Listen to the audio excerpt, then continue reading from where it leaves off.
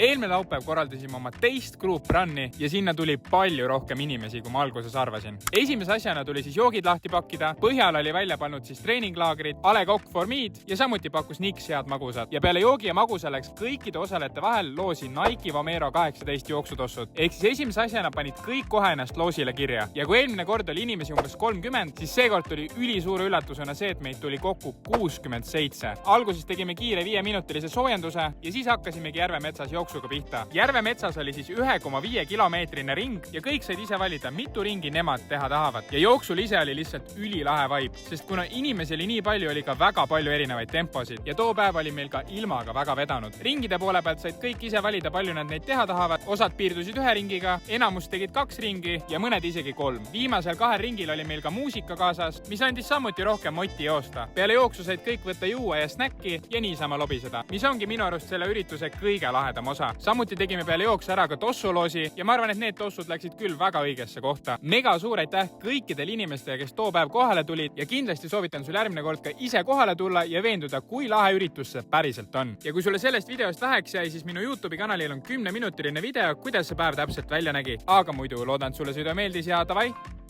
Ciao!